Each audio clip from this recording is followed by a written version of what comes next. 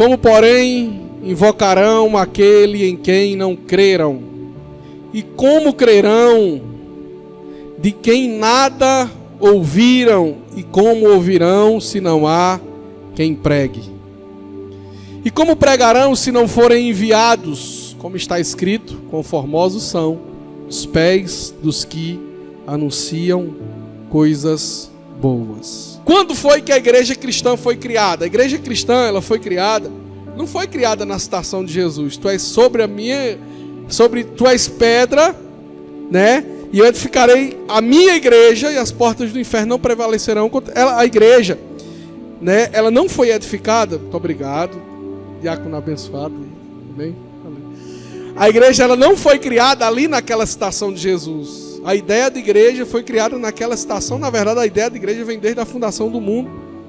E a igreja é criada quando os discípulos, fugindo para não serem mortos na época da perseguição, né, entre os 3 dias, e naquele dia que vem um vento impetuoso e veemente, eles estavam reunidos, e Jesus já tinha falado, já tinha dito: onde estiver 2 ou 3 reunidos em meu nome, ali eu estarei. Gente, Jesus, quando falou isso, Jesus estava vivo, e ele fala para os discípulos: quando tiver 2 ou 3 reunidos em meu nome, ali eu estarei.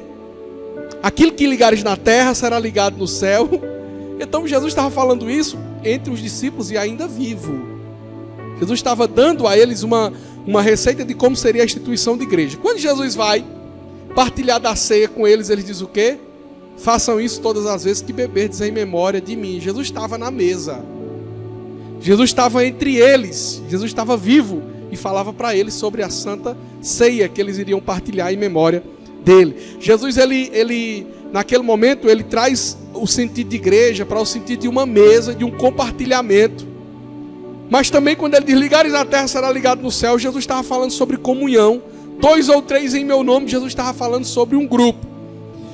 E a igreja, ela precisa existir e ela precisa ser relevante dentro e fora, né? Eu já falei sobre o sentido da palavra, o que é a igreja. Agora eu vou falar sobre que a igreja, ela precisa ser formada por pessoas acolhedoras. Jesus tem que transformar isso em nós. Se você não é alguém ainda acolhedor, você precisa orar e dizer: Senhor, eu preciso ser alguém que acolha, que receba bem as pessoas. Todo cristão, ele é um bom hospedeiro. Todo cristão, ele é um bom acolhedor. Ele se sente bem em ter pessoas por perto. Amém? Essa igreja é formada por discípulos de Jesus, relevantes dentro e fora. São pessoas que influenciam outras para que sejam transformados. Quando nós vamos ver a receita da igreja de Atos 2, nós vamos ver que eles tinham tudo em comum. Eles compartilhavam dos seus bens. Não havia necessidade entre eles, porque se um tinha alguma coisa, compartilhava com aquele que não tinha. Amém? Eu quero falar sobre o primeiro ponto, que é a relevância para dentro. A igreja é de uma riqueza tão grande, e ela tem uma diversidade tão grande, e é uma forma tão assim, ela tem uma fórmula tão inteligente, a igreja, e esse nome diversidade é tão forte dentro da igreja, que nós passaríamos uma noite inteira aqui, ou várias noites, discutindo sobre a diversidade de igrejas, a diversidade de dons. A gente critica muitas vezes, a gente comete esse erro de criticar outras igrejas. Naquela igreja ali o pessoal grita demais, naquela ali o pessoal é calado demais. Gente, mas vai ter pessoas que vão se sentir bem lá, daquele jeito. Vai ter pessoas que vão ser alcançadas lá naquele grupo de pessoas que extravasam, né? Vai ter pessoas que vão se sentir bem no ambiente onde está todo mundo caladinho, está todo mundo ouvindo. Vai ter pessoas que vão se sentir bem naquela igreja onde apaga todas as luzes e pinta todas as paredes de preto e aquele culto parece um show. Vai ter pessoas que vão se sentir bem ali. E eu não tenho nada contra isso, e nós não devemos ter nada contra isso. Então a igreja, ela precisa acolher todas as esferas e as classes sociais. A igreja tem que acolher um todo em si. A igreja, ela é relevante quando ela consegue ser relevante nos seus relacionamentos. Qual o primeiro princípio de relacionamento? Tolerância. Qual é o princípio de relacionamento? Você precisa ser tolerante com o próximo. Você precisa entender que essa pessoa que está do seu lado, ela não é igual a você. Você precisa entender que essa pessoa que está do seu lado não foi criada como você. Não foi criada na sua cultura, não foi criada do seu jeito. Então a igreja acolhedora, ela é, em primeiro lugar, ela é acolhedora na esfera dos relacionamentos. Os relacionamentos são entre irmãos, de forma diferente. E a igreja, ela é edificada e aperfeiçoada. E ela começa a fazer o quê? Através desses relacionamentos.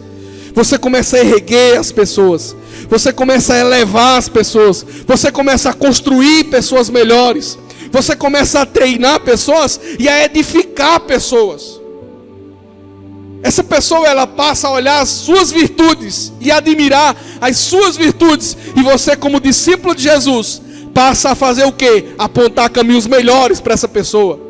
Se era alguém que cometia alguns atos que são pecaminosos, ele olha para você e vê o tamanho da sua felicidade e diz assim: qual é a receita para ser feliz como você?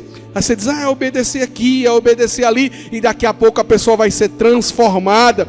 E isso é uma igreja acolhedora. Dentro, quando recebe pessoas, e através disso as pessoas são transformadas, porque receberam, foram bem acolhidas, e aqui como família recebem a palavra de Deus e são transformadas pelo Espírito, que ele é distribuído através do mencionar a palavra de Deus. Amém? Vocês estão comigo nessa palavra? Digam amém. Nós ouvimos uma igreja, olha só como a Bíblia ela já traz aqui uma receita de transformação para a nossa vida. Em Efésios 5:28 diz: da mesma forma os maridos devem amar cada um a sua mulher, como o seu próprio corpo. Quem ama a sua mulher, ama a si mesmo. Olha os conselhos da Bíblia. Olha os conselhos. Aí já é para o bom viver. Colossenses 3:20 diz: filhos, obedeçam os seus pais. Isso é a Bíblia. Colossenses 3:21, pais, não irritem seus filhos. Filipenses 2:3, humildemente considerem os outros superior a vocês mesmos. Olha só, quanta expressão que tem de ensinamento na Bíblia para a vida social, para a vida familiar. 1 João 4:11 diz: amados, visto que Deus assim nos amou, nós também devemos amar uns aos outros. Gálatas 5:26 diz: não sejamos presunçosos, provocando uns aos outros e tendo inveja uns dos outros. Efésios 5:21 diz: sujeitai-vos uns aos outros. 1 Tessalonicenses 4:18, consolem-se uns aos outros. Efésios 4:32, sejam bondosos e compassivos uns para com os outros. E vários, e a gente segue aqui com textos falando sobre a importância de não olhar só para si mesmo, mas olhar para o próximo. Nós devemos ter, e é uma coisa que dentro da igreja, a relevância da igreja é termos relacionamentos e sermos bem relacionados, aprendendo a resolver conflitos. Em Mateus 18:15 e 16 diz: se o seu irmão pecar contra você, vá até ele, a sós com ele mostre o erro. Se ele o ouvir, você ganhou seu irmão. Mas se ele não ouvir, leve consigo mais uma ou duas outras, de modo que qualquer acusação seja confirmada pelo depoimento de 2 ou 3 testemunhas. Olha só que a Bíblia ela vai ensinando até mesmo a corrigir conflitos. Isso é uma resolução dentro. Peça perdão. Em Mateus 3:8 diz: provem em suas ações que vocês se arrependeram. Gente, quantas vezes você vê falha no seu irmão, daqui da igreja, e você não tem coragem de ir até ele falar? Quantas vezes você vê alguma coisa para melhorar na sua irmã, na sua amiga, e existe um erro em nós que muitas vezes nós preferimos procurar alguém e fazer esse comentário do que procurar aquela pessoa que precisa ser melhorada. Isso é uma grande doença dos relacionamentos dentro da própria igreja. Isso é uma transferência de mau caráter que nós já temos, que nós adotamos, que nós crescemos com essa atrocidade, com esse erro, com esse desastre em nós. de muitas vezes denegrir a imagem do outro para alguém, mas nós não temos a coragem de procurar a pessoa e dizer: rapaz, melhora nisso, cara, eu estou percebendo isso em você. Gente, seria tão bom se, ao errar, nós tivéssemos a coragem de receber a correção do nosso irmão. A Bíblia ensina a considerarmos os irmãos o irmão superior a nós mesmos. Quantas e quantas vezes o amigo de verdade não vai ser aquele que vai bater no seu ombro e vai dizer: que legal. O amigo de verdade é aquele que vai bater no seu ombro e vai dizer: melhore nisso, você está errando nisso, você está cometendo esse erro. Eu tenho uma amiga assim, e eu acho que isso me ajudou, eu tenho certeza. Eu tive vários amigos assim, e eu tenho certeza que isso me ajudou em muitas coisas. E nós devemos aceitar muitas vezes a repreensão com o coração alegre, porque alguém que nos repreende é alguém que nos ama. Alguém que nos ama não é aquele que vai ficar dando tapa nas nossas costas e dizendo que a gente é o tal. Nossa, que legal, você é o tal, você é isso, você é aquilo. Talvez, irmão ou irmã, você iria aliviar o sofrimento dessa irmã ou desse irmão que está do seu lado, se você tivesse coragem de apontar um erro que talvez o irmão ou a irmã não está vendo, e talvez uma palavra sua iria ajudar. Ajudaria você a não deixar sua irmã ou seu irmão cair no abismo. E às vezes, para aprender, tem pessoas que tá sofrendo tanto na vida para aprender, mas às vezes um irmão que senta do lado, na cadeira de lado na igreja, não tem coragem de chegar e dar uma palavra de ânimo. Ou como eu sinto falta daquela época, onde os irmãos ligavam para mim, eu já estava com sono e dizia assim: vamos para o monte. E eu ia à força, e quando eu chegava lá eu era renovado. Eu voltava daquele monte tão alegre. Como eu sinto falta daquele tempo, onde alguém chegava para mim e dizia assim: rapaz, você está diferente, o que é que está acontecendo? Se você não tem amigo assim, ou você não é amigo de alguém assim, procure ser. Nós estamos vivendo os últimos dias da igreja. E esse irmão que está do seu lado, esse irmão que senta na cadeira perto de você, esse irmão que compartilha a mesma igreja, a mesma denominação, é alguém que precisa de uma palavra sua. Porque nós não somos super-homens, você não é uma super-mulher. Você precisa ser aconselhado. Você precisa de um puxão de orelha de vez em quando. Sabe o que é que a gente precisa também? Pedir perdão. A gente precisa ter coragem de chegar até o irmão e dizer assim: rapaz, me perdoe. Eu me lembro que antes da pandemia, eu acho que 2019 ou 2018, um irmão pregou aqui na igreja. E foi uma palavra muito abençoada. Eu não me esqueço até do tema que ele pregou, foi celebrando a comunhão. Esse irmão, tempos depois, pediu para não ficar mais aqui na igreja. Não concordava com algumas coisas e saiu da igreja. Mas assim, foi uma pessoa que me ensinou muito. Era alguém que tinha coragem de constranger até na frente dos outros. E um dia eu fui corrigir esse irmão por uma palavra que esse irmão falou aqui nesse púlpito. E quando eu fui corrigir esse irmão por essa palavra, ele não aceitou a correção, porque depois eu sei que ele comentou com outras pessoas. Mas tempos depois, esse irmão do nada me encontrou na rua e disse: eu queria te pedir perdão. Ele teve a humildade. Ele disse: eu queria te pedir perdão, porque eu sei que naquela época você não era me diminuir. Você queria me ajudar, porque realmente naquele dia eu falei uma palavra no púlpito com raiva. E púlpito não é lugar de desabafo. Púlpito não é lugar de lavar mágoa. Púlpito é lugar de pregar a palavra. Eu aprendi recentemente isso. E eu quero te pedir perdão. E eu perdoei. Quanto tempo mais aquela pessoa ia carregar essa mágoa no coração? Quanto tempo mais aquela pessoa não ia carregar, irmãos, esse sentimento? Esse sentimento de fracasso, esse sentimento de conflitos mal resolvidos. Você sabe por quê? Quem anda com problemas mal resolvidos acarreta para si pesos em todas as áreas de sua vida. Meu amigo, você pode estar acordando com problemas não resolvidos, e sabe o que é que isso pode acarretar na sua vida? Destruição, em primeiro lugar, da sua saúde mental. Você pode estar carregando, irmãos, você pode estar carregando um peso tão grande. Em outros lugares podiam estar chamando de maldição, mas eu quero chamar de peso. Você pode estar carregando um peso muito grande, por ter falado alguma coisa, por ter pensado alguma coisa, por não liberar perdão, por não pedir perdão. Você pode estar destruindo seu futuro, sua vida, seus filhos, sua família, meu amigo. Então, a partir de agora, vamos ser relevantes dentro. Vamos ser relevantes dentro da igreja. Vamos olhar para dentro da igreja e ver o que precisa ser resolvido.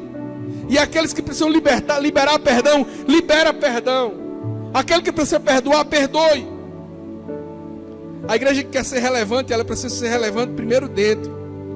A gente primeiro resolve os conflitos de dentro, para poder receber pessoas que vêm precisando de ser resolvidas também aqui. Igreja, como eu falei no começo, é retirados. Nós somos retirados do mundo. E as pessoas que vão sendo integradas a nós precisam ver em nós um sistema onde o Senhor já curou, onde Deus está entre nós, onde o Espírito Santo está entre nós. A pessoa vai chegar aqui cabisbaixo, sem coragem de viver, com o casamento destruído, com a vida destruída, e nós precisamos ter uma palavra de acolhimento. O nosso abraço tem que transformar pessoas. A nossa palavra tem que transformar pessoas. A pessoa tem que sentar aqui e ouvir uma palavra, e ela precisa sair daqui forte para enfrentar a semana. Ela precisa sair daqui com coragem. Eu acho que Deus mandou trazer essa palavra, até porque eu acredito que você que está aqui nessa noite precisa procurar alguém o mais rápido possível e perdoar. Ou você precisa procurar alguém o mais rápido possível e pedir perdão. Tem coisas presas na sua vida porque você não pediu perdão ainda, ou porque você está vivendo com uma mágoa e não tem coragem de falar isso, não tem coragem de liberar o perdão sobre a vida dessa pessoa. Às vezes, irmãos, é da sua mãe, de seu pai, de seu marido, sua esposa, seus filhos, de amigos. Às vezes quantas vezes nós precisamos resolver isso para que a nossa vida seja diferente? A gente precisa parar de andar com a cabeça baixa, apontando para baixo, com a cabeça olhando para baixo. O ano está finalizando, 2023 está acabando. Graças a Deus, glória a Deus. Mas a gente precisa levantar a cabeça, irmãos, e olhar olho no olho das pessoas, sem mágoa, sem medo, porque o Espírito Santo de Deus habita em nós. Nós precisamos ter coragem de largar pecados que nós carregamos durante uma vida inteira, para ter uma vida de libertação em Cristo Jesus, para sermos relevantes. Nós somos a igreja de Cristo. Nós estamos sendo preparados como igreja de Cristo. É tempo de lavarmos as nossas vestes. É tempo de olharmos aquilo que está manchado na nossa veste e lavar. É tempo de olhar para a lamparina e ver se a lâmpada está acabando, porque o noivo está vindo buscar a sua igreja. E nós precisamos estar preparados. Nós precisamos enfatizar que o nosso testemunho ele é relevante. Nós precisamos testemunhar aí fora que Cristo está conosco. Em Provérbios 22:1 diz: a boa reputação vale mais do que grandes riquezas. Desfrutar da boa estima vale mais que a prata e o ouro. Irmãos, eu estou lendo o livro de Provérbios e como essa palavra me fez bem esses dias. Eu precisei fazer uma coisa. Essa palavra, como o pessoal está falando aí, está um chavão que estou falando, essa palavra virou uma chave na minha vida muito forte. A boa reputação vale mais do que grandes riquezas. A gente precisou fazer uma aquisição de uma coisa que a gente precisava muito, glória a Deus, que a gente conseguiu comprar nossa casa. E eu precisava abrir mão de uma coisa que eu estava apaixonado pelo meu carro. Eu ia para o crato nesse carro, meu amigo, eu pisava o pé assim com uma vontade tão grande, né? Eu tava assim, rapaz, aí de repente apareceu essa situação, eu precisei vender, e eu fiquei no Unozinho, no Paliozinho 98, para trabalhar, para andar com a família, para resolver as coisas. E eu, quando eu cheguei de viagem, que eu fui fazer um serviço em Itapajé, que eu cheguei, aí eu fui com a Érica pro crato, e nessa viagem, irmão, eu reclamei tanto. Eu fui reclamando tanto, que o carro ia falhando e não corria, mas eu apertava, e o bichinho gemendo, para subir ladeira, a maior dificuldade de se ligar o ar-condicionado, acabou o carro. E quando eu cheguei, meu amigo, eu olhando aqui, eu estou lendo o livro de Provérbios, quando eu fui ler Provérbios 22, que diz: a boa reputação vale mais do que grandes riquezas, e eu já estava engatilhado a compra de outro carro. Já estava tudo certo, porém, eu ia fazer uma dívida muito grande. Eu ia ter condição de pagar? Ia. Graças a Deus eu ia pagar, mas eu ia pagar de uma forma bem sufocada. Não tem aquela situação que eu ia sufocar algumas coisas? E eu achei interessante quando de repente veio esse texto na minha vida. A boa reputação vale mais do que grandes riquezas. Desfrutar da boa estima vale mais do que a prata e o ouro. E Deus falou no meu coração: espera, não é tempo ainda, não é o momento ainda. Irmãos, eu com muita dificuldade precisei aceitar essa palavra e não fui atrás de comprar esse outro carro, e se eu vou ficar nesse aqui por um tempo. Enquanto eu não tiver condições de comprar outro, eu não vou comprar. O Senhor vai me dar condições de comprar outro, em nome de Jesus. Mas porque eu prefiro, irmãos, e nós devemos preferir a boa reputação. É muito bonito você olhar e ver alguém andando na rua, e você olhar para aquela pessoa e ter alguém para elogiar, dizer assim: fulano é uma pessoa tão direita, fulano é alguém tão direito, então vamos prezar por isso. A boa reputação, ela vale mais do que grandes riquezas. E vou dizer um negócio: para destruir a reputação é isso aqui. É isso aqui para destruir nossa reputação. É um milésimo de segundo para a gente destruir nossa reputação. E eu vou dizer para você: é tudo que o diabo quer. Se ele destruir a sua reputação, que senta numa cadeira dessa aqui, ele consegue atingir a todos que estão aqui presentes, a todas as famílias. Porque nós temos um nome: Igreja Caminhos da Vida, mais conhecida como a Igreja de Lucas, do filho de Zé Júnior, né? Então, isso, é lá da Igreja de Lucas, é da Igreja do Moçambique, a Igreja de Lucas, a igreja perto da creche, tem um nome, tem uma identidade. Então vamos orar uns pelos outros, irmãos.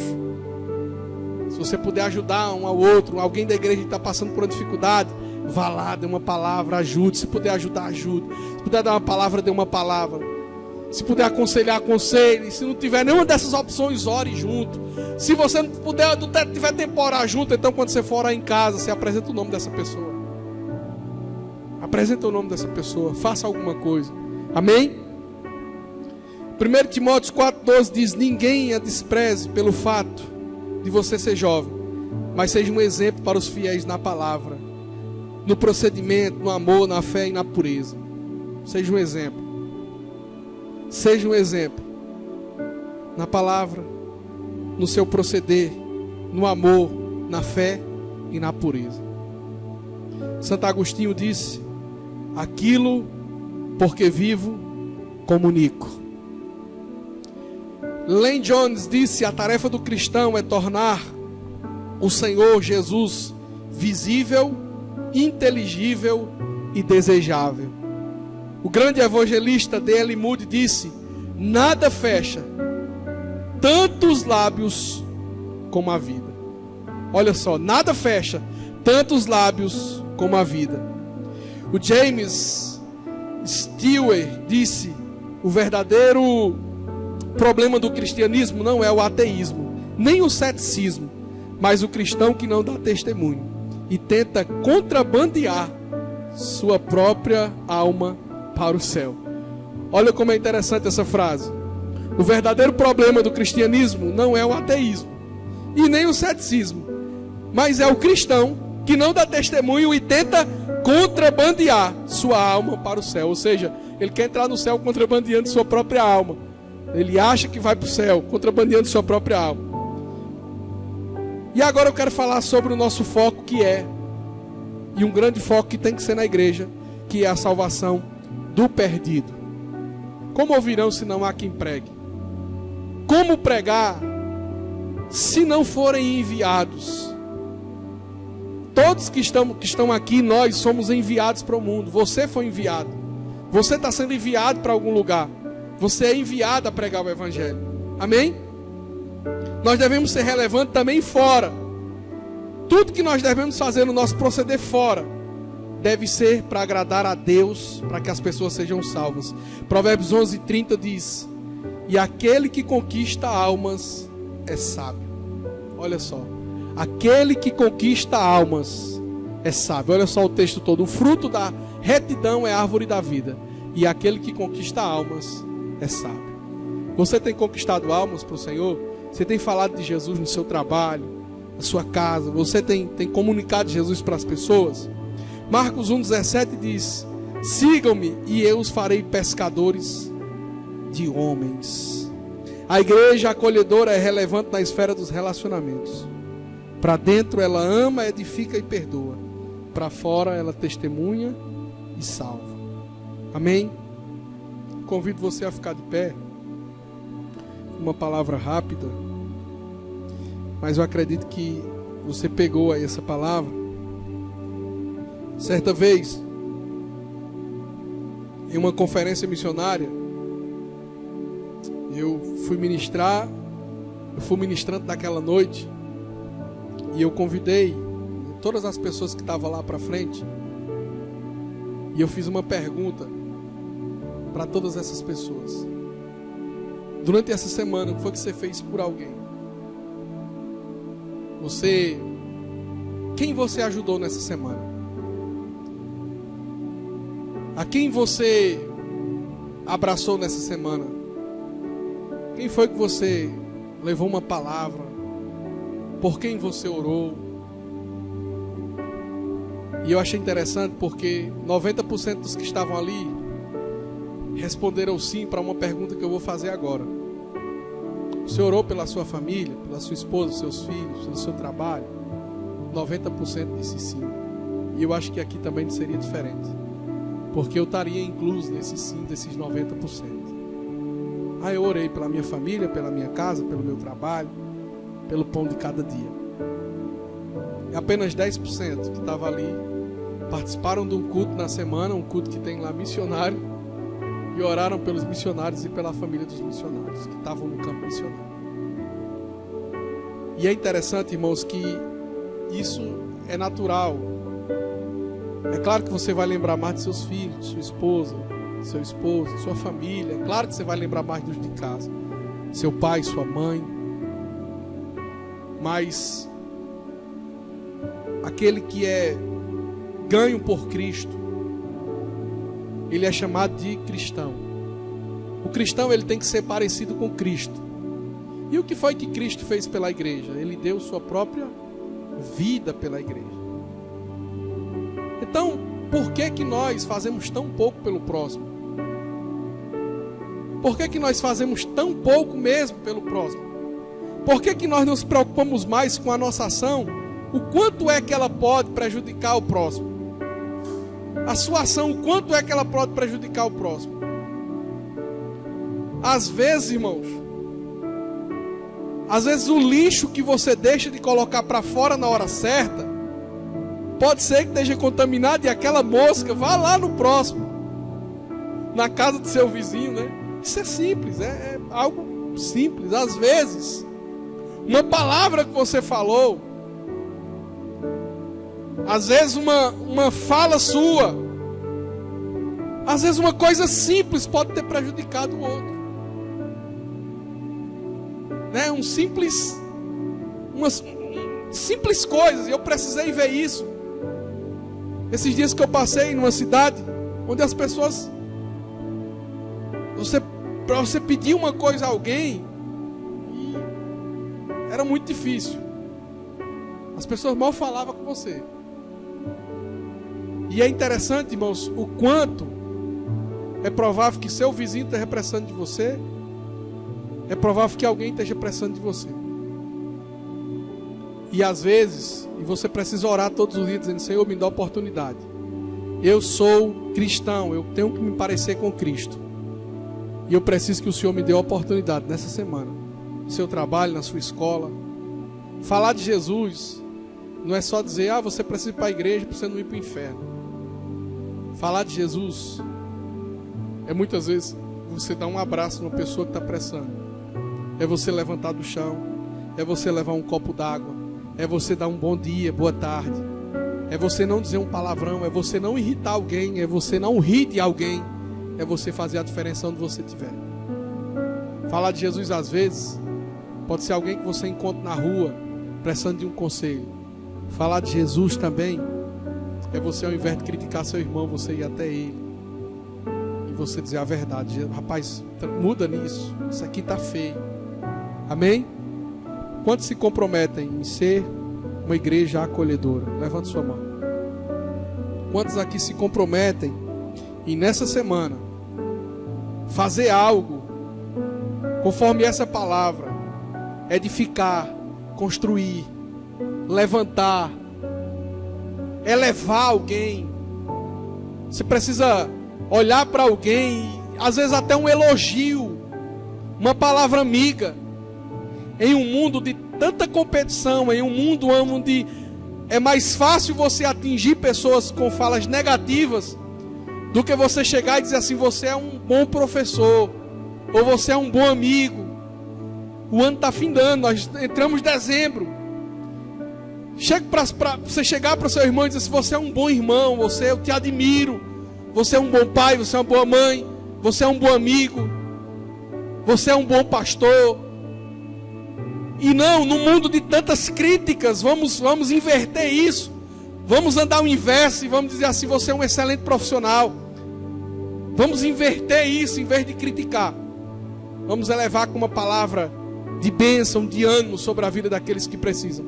E se você tiver a oportunidade de ir no hospital, se você tiver a oportunidade de ir no asilo, se você tiver a oportunidade de ir em algum lugar como esse, vá, ainda esse ano. Faça alguma coisa por alguém. Se sobrar alguma coisa do teu salário, está muito difícil, né, nisso. Mas mesmo que não sobre, se você puder pegar 1 quilo de alimento, se você puder fazer um café, se você puder levar alguma coisa para alguém, faça isso ainda esse ano. Amém? Eu te desafio a isso em nome de Jesus. Vamos orar?